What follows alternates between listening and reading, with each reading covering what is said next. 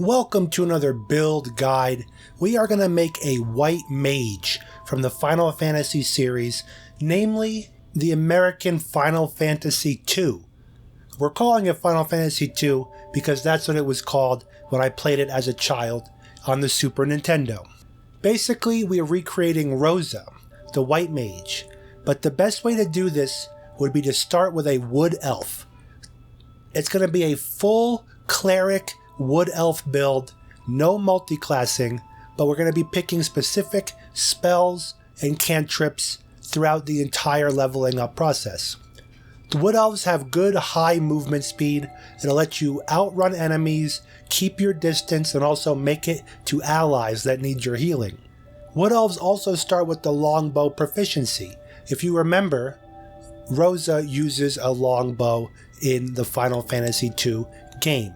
The longbow will help you deal damage from a distance because you are going to lack reliable attack spells and cantrips, because you're going to be full support, full healing, and this build is going to be the best healer build out there. You want to pick a cleric with the subclass Life Domain. The Life Domain is going to buff your healing and also your spells even further. The cantrips you want to pick in the beginning is Resistance, Sacred Flame, and Blade Ward.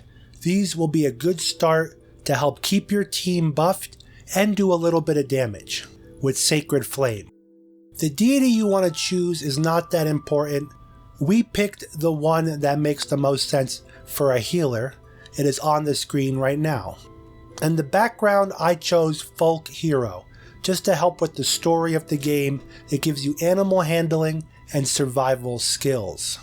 Both of them are wisdom based, and wisdom will be your main attribute you're picking. The attributes are on the screen right now. We focused on wisdom with a backup of dexterity for your longbow, high constitution to keep you alive. Unfortunately, low intelligence, you'll have a -1 to your intelligence rolls, and low charisma. Also, the strength is at 10. This is if and only if you get into melee range combat. You're going to want to try to avoid that though. The skills we chose are Insight and Medicine, but honestly, you can go with whatever you want. Medicine does not help healing, it's more for dialogue options. And the spells we chose: Healing Word, this is your first main healing spell. Sanctuary, it'll give your allies immunity until they attack for 10 turns, and they breaks that when they attack. Bane will reduce and debuff your enemies, and Guiding Bolt will be another attack spell you could use. Your class features, because of everything you picked, Life Domain Cleric, are going to be Cure Wounds, Bless, and Disciple of Life. Disciple of Life is going to be a passive feature that buffs all your healing spells, making you a better healer. Let's talk about level progression now. You are not going to multi-class. You will go the entire route as a cleric, but choosing careful spells. At level 2, you'll get an extra spell slot. Level 1, you're going to choose the following abilities: Turn Undead and Preserve Life.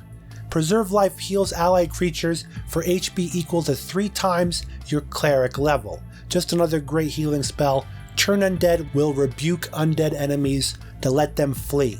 At level 3, you're going to pick Aid, another healing type spell, more of a buff. It increases the HP of your party by 5, and higher levels you'll be able to increase that further.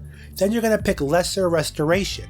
You cure an adjacent creature of a diseased, poison, paralysis, or blinded conditions. You can also choose another spell at this level. The best one right now is Prayer of Healing, another healing spell in your repertoire. At level 4, you're going to unlock another level 2 spell slot. You could choose cantrips. If no one in your party has guidance, you can get that, but what a better option would be is Thaumaturgy. Now you get to choose your first feat, and I would go with Ability Improvement. Put that into Wisdom to get that to 19. You'll get 2 points, put it in Wisdom. Now you want to pick the spell Spiritual Weapon that lets you summon and conjure a weapon to help defend you and attack. It'll fly around. Not the best range, but pretty good. And also Enhance Ability. This is a concentration spell that lasts up to the next long rest, and it grants the target advantages on checks relating to specific abilities. Useful in combat and out of combat. The whole idea is your cleric healer, this white mage, is going to have a lot of concentration spells. That's why we want on the high constitution, also for your health pool.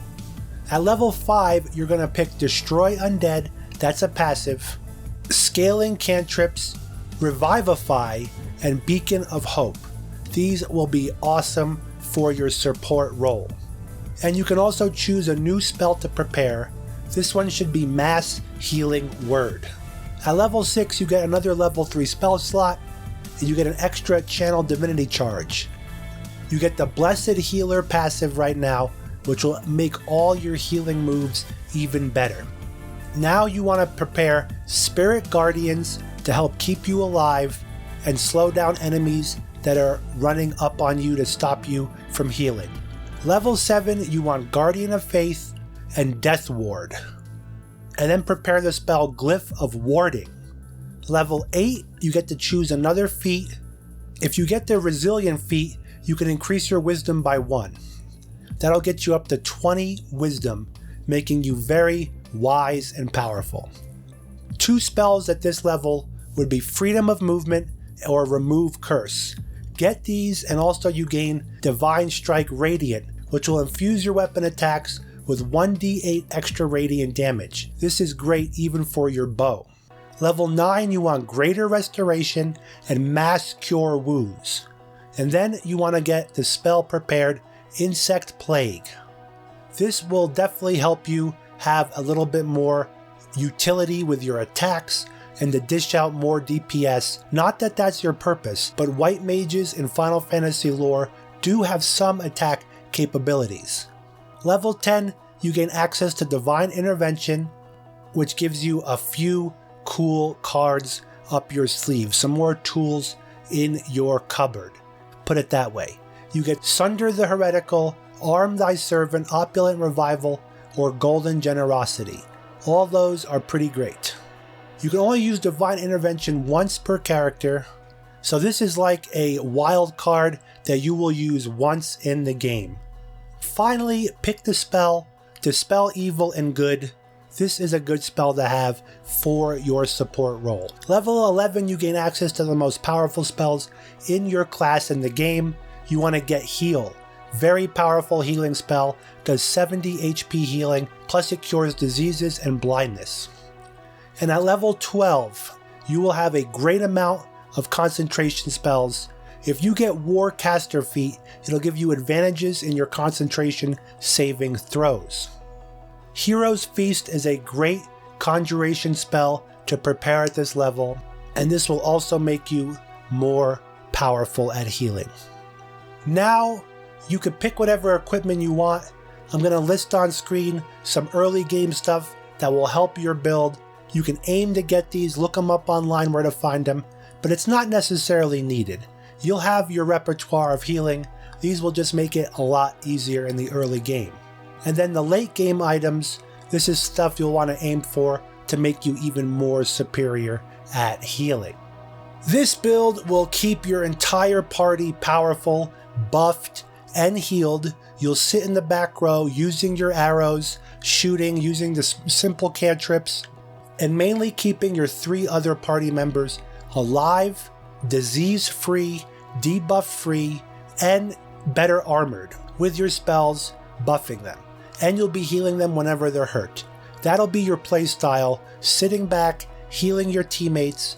Your 3 other teammates that have good symbiotic characters would be a very heavy damage dealer, a warrior, a very heavy damage dealer, wizard or sorcerer, and then the third option, whatever you like. But basically you could pick 3 DPS roles or have a tank, 2 DPS roles, and then you are the healer staying in the back lines.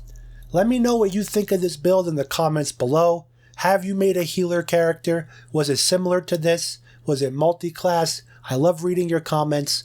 I really appreciate you watching. Hit that thumbs up button if you want to help the channel, and subscribe for more awesome video game content and Baldur's Gate 3 content. Have a great rest of your day.